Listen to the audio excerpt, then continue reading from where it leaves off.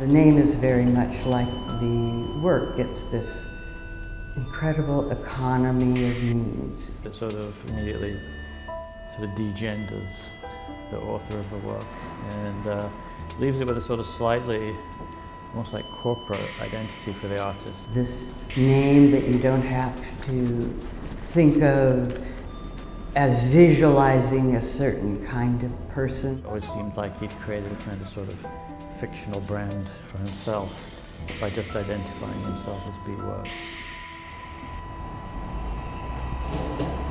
I think of my work as balanced, fragile, and maybe also slightly off balance sometimes. But I think that impulse comes from my being what I really think of kind of a classicist.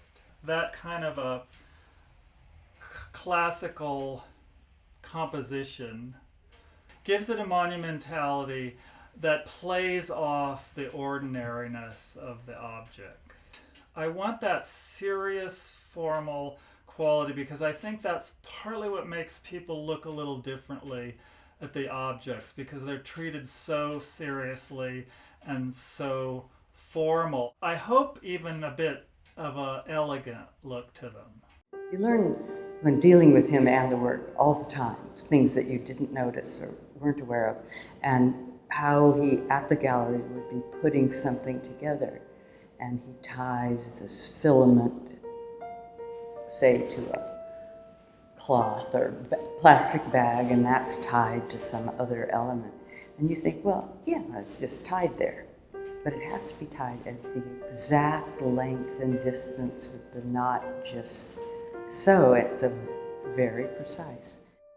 I mean, I think there's something sort of deceptively approachable about his work because it seems to be made of common, ordinary materials, shoelaces, coat hangers, and I think it's deceptive in the sense that we recognize these things and we feel like we have an immediate relationship with them. People could think, oh, that's just like ordinary stuff, that's not art, and they reject it. Those others that see it's ordinary stuff, but then they see something's been done to it, they might go somewhere further with it. The perfect example to me, because I just had this show of all the room of my pan paintings. So they're just, ordinary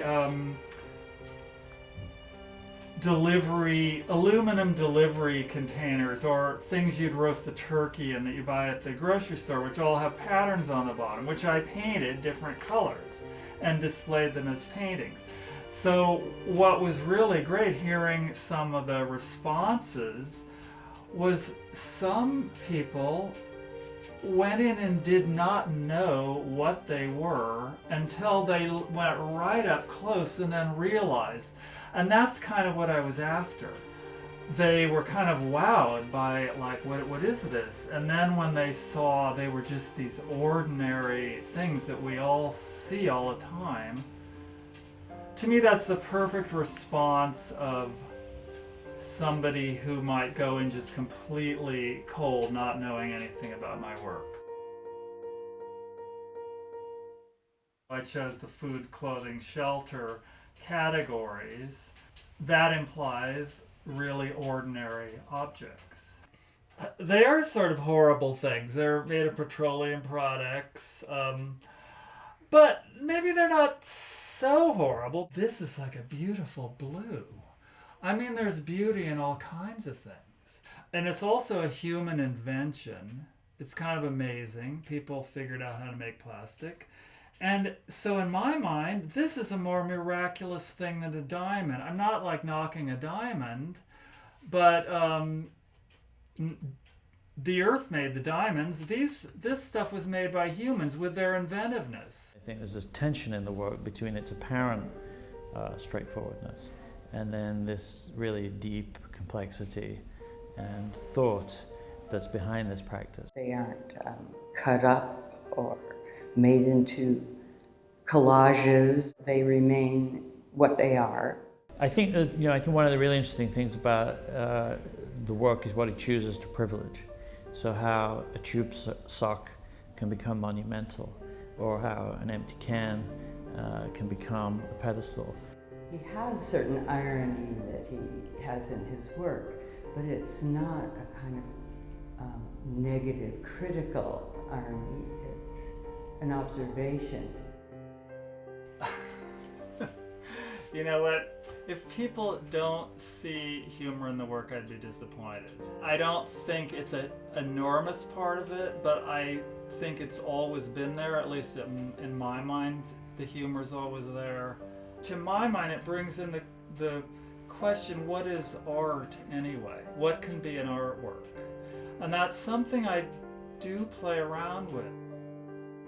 I kind of realize that a lot of other found objects that might be more like objet d'art, they might be called, because they're already too interesting. They're an antique patina or so quirky that they're already interesting. There's nothing really I can do with those.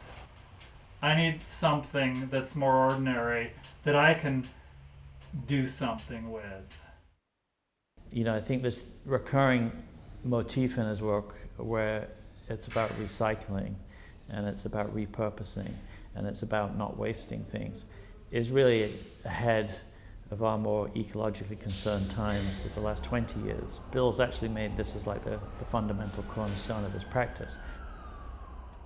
There was something that always fascinated me about thinking about what you really needed to be happy in life. And if you had food, clothing, and shelter, why couldn't you be happy? What does anyone need more than that? I'm interested in cutting it down to those basics. There's also a kind of self-conscious modesty to his work, which almost like denies the ambition for success.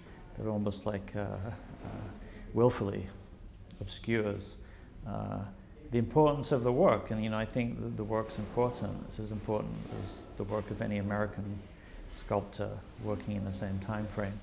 They're so perfect in their resolve. The resolution to what he's driving at is so correct that you absolutely have to spend the time with it.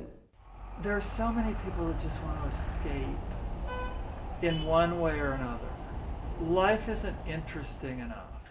Now, I'm kind of questioning that. Why isn't it interesting enough? Why spend your life trying to escape, even though, and I'm not saying the world isn't horrible in many ways, but it's not all horrible.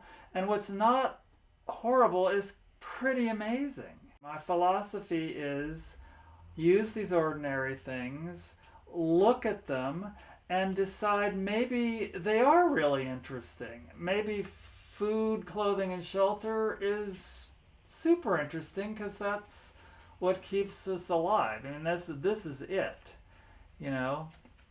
We're alive and then we're not. It's hard for me to relate to this sort of thing, like the sublime, the spiritual, the, escaping, like hallucinogenic, whatever. Like, I'm more interested in the real stuff. Now, the thing with that is a lot of people aren't. So I'm going to lose a lot of people. Hopefully, I can get some of them on my side by doing something to make it look a little different, make them look at it a little differently.